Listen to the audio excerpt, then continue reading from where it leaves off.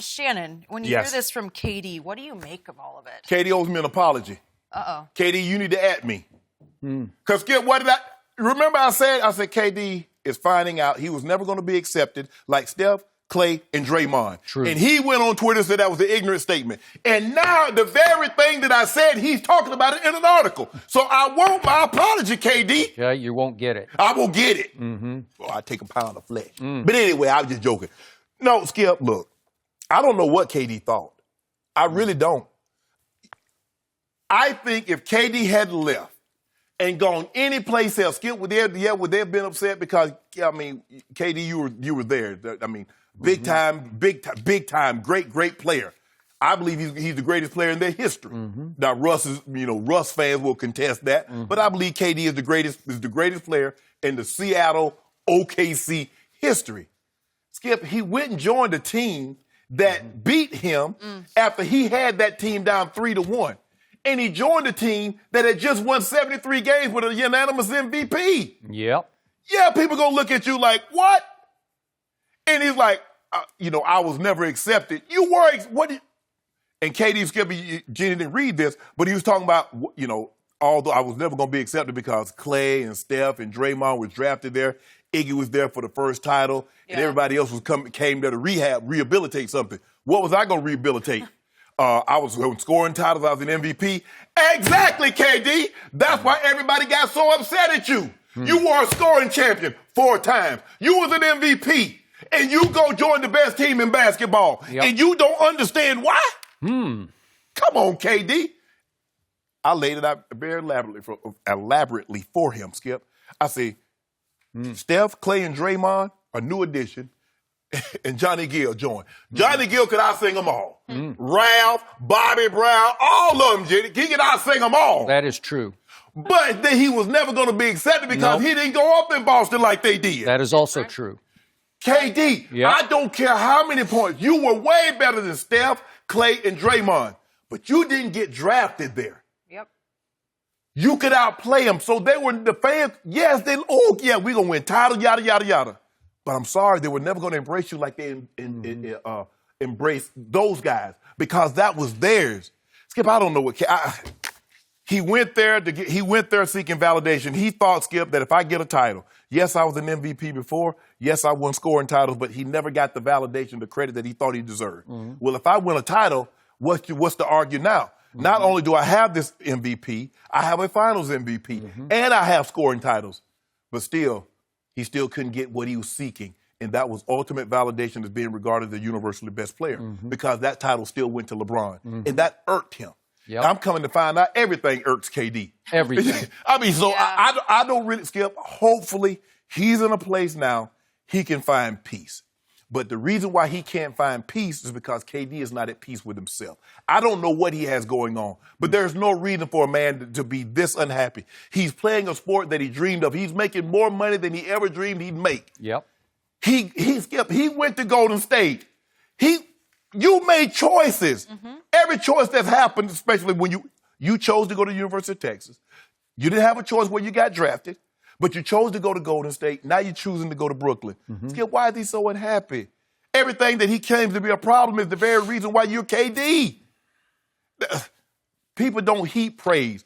7-foot guys that do not play a professional sport, most of them don't make $75, $80 million a year. That's true. KD, look at it as a blessing, bro. Why are you so upset? What is going on in this man's life, Skip, that he can't seem to be at peace or find happiness? But hopefully once he comes off this injury, he comes back to the player that he once was, and he can find that happiness with the game of basketball and, more importantly, with himself. Because there's something going on that's far greater than basketball, and basketball can't solve it. So, to echo everything you just said, what do I often call Kevin Durant on this show? Kevin Durant, because he do rant, man. Yes. It's like every chance he gets, he do rant.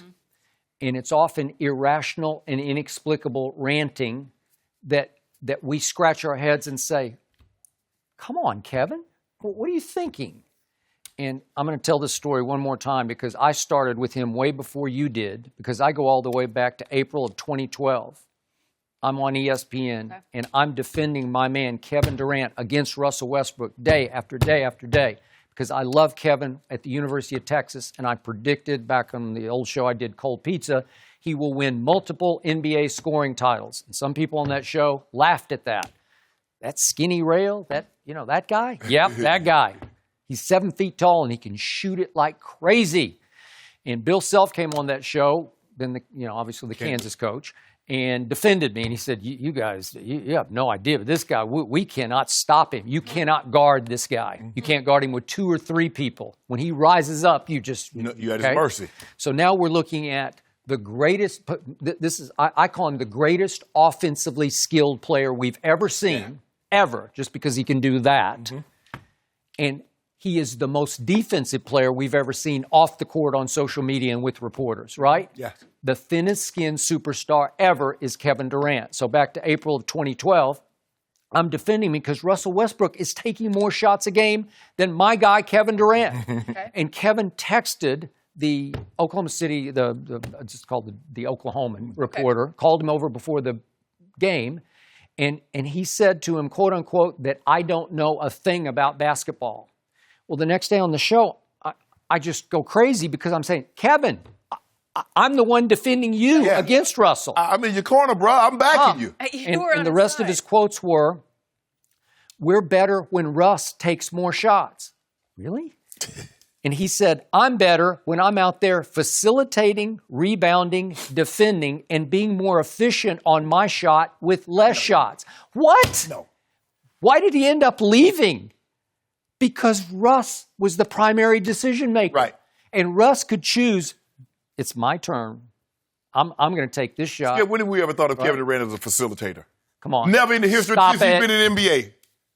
Okay, so then to the Wall Street Journal the other day, he just goes off on the Thunder organization. I went back to the first game, and they had nothing to do with me. There's no love. You left them. Yeah. What do you expect? Oh, you thought? Come on. So they supposed to welcome him with open arms. Yeah. You walk out on me. Yeah. Just again, Jenny, relationship. Remember, you walk out on me. And remember, left him high and dry because they waited through the trade deadline because they thought he was going to re-sign with them. So you get nothing for Kevin Durant. And it hurts you. Yes. It sets you way back. Way back, yes. Whew. Skip, now I can get him being upset with the people of Oklahoma. Skip, you remember when that tornado hit touchdown?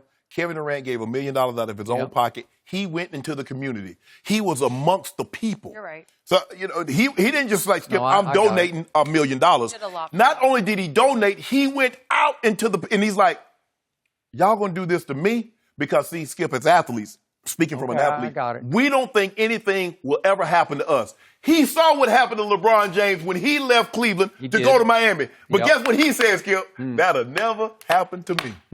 And guess what happened when he left OKC to go to Golden State? It happened to him.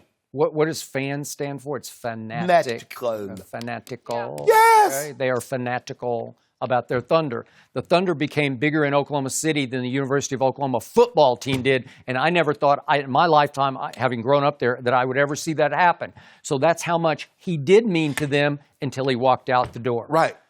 But you can't, Skip, you can't say because of the reaction that you got when you left and came back that everybody in the organization was fake. I don't believe it just, for him, he doesn't see it's got to be all this or all that. See, you either love me all the time or you never loved me to begin with. And it's not like that, Kevin. So what did I say soon after he signed with the Brooklyn Nets in a little bit of a shock? It won't be long before Kevin Durant is unhappy with the Brooklyn Nets because that's just his history. Yes. He just gets unhappy. So here's my armchair psychiatrist view. You were asking, what are you doing? What are you thinking? Well, does he just want attention? Or does he want motivation? Because I think deep down, when he rants, then he knows he's going to get backlash. Right. He knows he's going to respond to nobodies on Twitter over the backlash, which he did all day yesterday. Yes.